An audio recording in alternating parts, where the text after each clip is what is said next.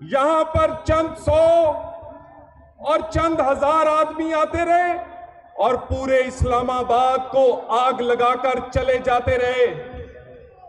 फिर उनकी हिम्मत इस हद तक हो गई, जब किसी ने ना पूछा, जिसने आग लगाई, जिसने जलाओ गिराव किया, जब उसको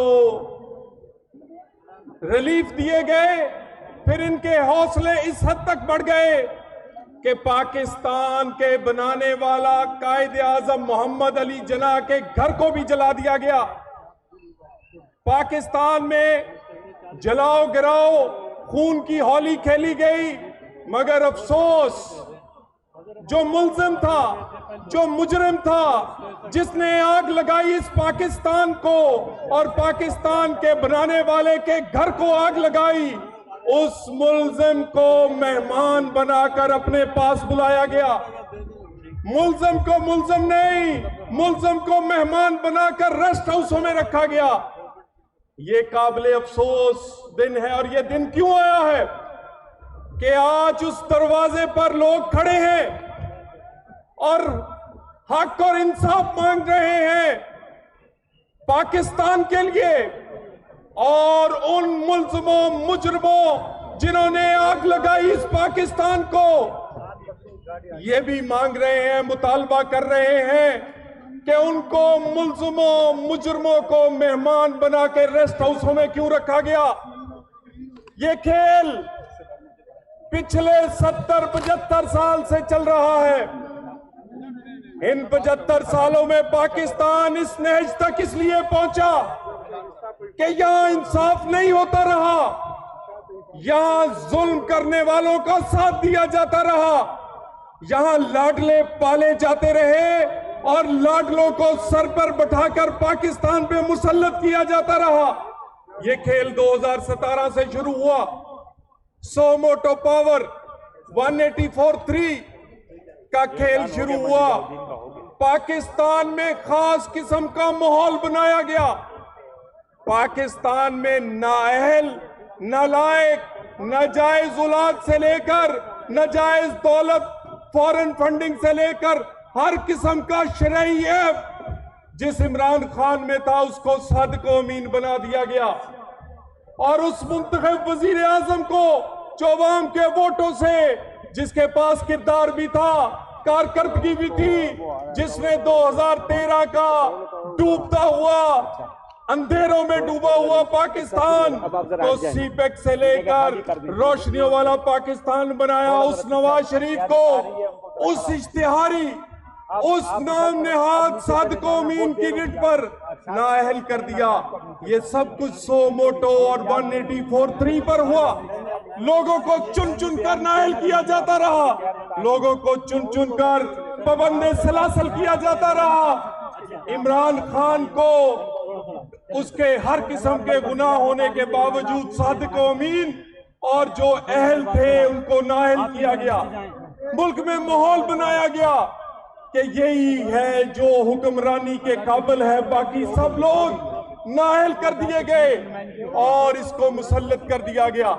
फिर ये पाकिस्तान उसी 4 साल में हंसता बसता पाकिस्तान, वो याद करें 2 रुपए की रोटी थी, 100 रुपए का डॉलर था, आज 20 रुपए की रोटी और 300 रुपए का डॉलर है। आज ना डॉलर काबू आ रहा है, ना पाकिस्तान के हालात काबू आ रहे हैं, ना गरीब का चूल्हा जल रहा है, ना पाकिस्तान की इज्जत बची, ना गरीब की रोटी बची, क्योंकि हमने अपने लाडले को मुसल्लत किया सो मोटो की ताकत से इस मुल्क पर। और उसके बाद अब फिर इलेक्शन आया है, अब फिर इलेक्शन में फिर वही 184-3, वही सो मोटो पावर्स और वही खेल खेला जा रहा है। फिर इलेक्शन को 184-3 और सो मोटो से हाईजैक करने की कोशिश हो रही है। और मेरे जैसे नौजवानों को भी, मैंने क्या कहा था, पीसीओ के बुत, मैंने तो कहा था असेंबली से कठपुतलियों को और निजाम इंसाफ से पीसीओ के बुतों को निकाल दिया जाए। मैंने तो कोई तौहीन अदालत नहीं की थी, मगर क्योंकि नवाज शरीफ के साथ खड़े थे, कदम पर कदम रख के उसके पीछे खड़े थे, हमने सजाएं भुगती और इस पाकिस्तान के लिए किसी को आग नहीं लगाई, किसी पर जुल्म नहीं किया, कोई कायदे आजम हाउस नहीं जलाया, बल्कि सजा जायज थी या नाजायज उसको भुगता और इस पाकिस्तान के अमन की खातर और पाकिस्तान को आगे बढ़ने की खातर बर्दाश्त किया। मगर बर्दाश्त की एक हद होती है। आज फिर इलेक्शन होने जा रहा है, आज फिर एक खास किस्म का माहौल बनाकर एक आदमी जिसने पूरे पाकिस्तान को आग लगा दी, जिसने पाकिस्तान के शोधा भी ना छोड़े, वही तुम्हारी लड़ाई सियासी हमसे या मौलाना फजलुर रहमान से या बिलावल भुट्टो से होगी, और इमरान खान तुम्हारी लड़ाई शोहदा से क्यों हो गई?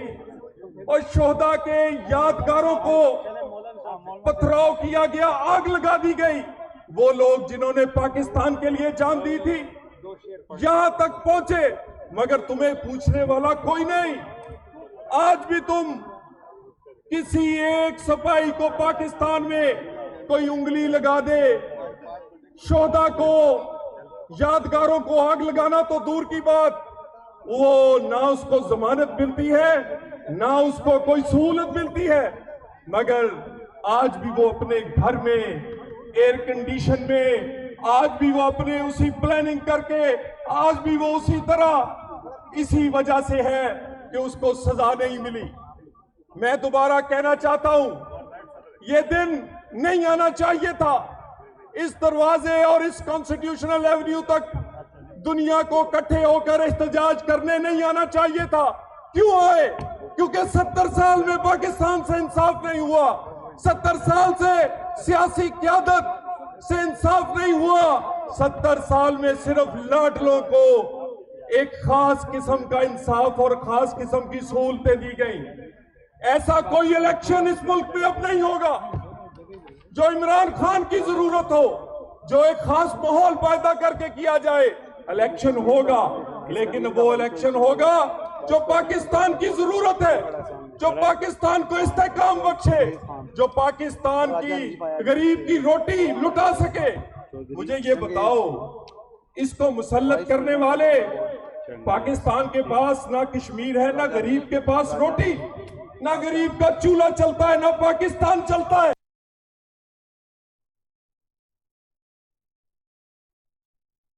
आप पाकिस्तान का क्या हासिल करना चाहते हैं? तो मैं दोबारा गुजारिश करूंगा, एक तालिब इल्म के तौर पे, एक सियासी कारकुन के तौर पे, पाकिस्तान में सियासत करने वालों को सियासत करने दी जाए, इसमें लाडले और सौतेले ना बनाए जाए, कायदे आजम के घर जलाने वालों को सजा दी जाए, मत मजबूर किया जाए अवामी अदालत को कि वो अपने फैसले करें, मत ऐसे हालात पैदा किए जाए। हमें उम्मीद है पाकिस्तान जलाने वालों को, पाकिस्तान में बगावत का ऐलान करने वालों को ये हिम्मत ना होती अगर जब सुप्रीम कोर्ट पे शलवारें लटकाई गई, पार्लियामेंट पे धावा बोला गया, पीटीवी पे कब्जा किया गया, और जब सिविल नाफरमानी में बिल जलाए गए, उस वक्त सजा दे दी होती तो आज पाकिस्तान और कायदे आजम का घर न चलता। अभी भी कुछ नहीं बिगड़ा, कानून एक जैसा कर दे, पलड़े बराबर कर दे, कोई सतेला और कोई लाडला ना हो, सबको एक नजर से देखे और पाकिस्तान को चलने दे, पाकिस्तान को बढ़ने दे। पाकिस्तान के हालात और गरीब के हालात अच्छे नहीं। इस पाकिस्तान तभी चलेगा जब आइन और कानून किसी की पसंद नापसंद, किसी हैंडसम के लिए और आम आदमी के लिए और होगा। जब कानून सतेलों के लिए और सलूक और लाडलों के लिए और होगा, तो फिर ये पाकिस्तान नहीं चल पाएगा। इसको चलाने के लिए कानून और आइन के पलड़े बराबर कर दे। अपने पुराने किए हुए गलत फैसले जो कि एक निजाम इंसाफ पर धब्बा है, वो भुट्टो की फांसी हो, वो नवाज शरीफ की नाअहली हो, वो पाकिस्तान में और किए गए बड़े बड़े फैसलों पर न सिर्फ माफी मांग ली जाए बल्कि उनकी तस्हीह करके उनको सही कर दिया जाए। अगर सही नहीं किया जाएगा तो फिर ये चीजें अवाम की अदालत में जाएंगी, इसी तरह कचहरी और अदालतें लगेंगी और फैसले पाकिस्तान के लोग करेंगे।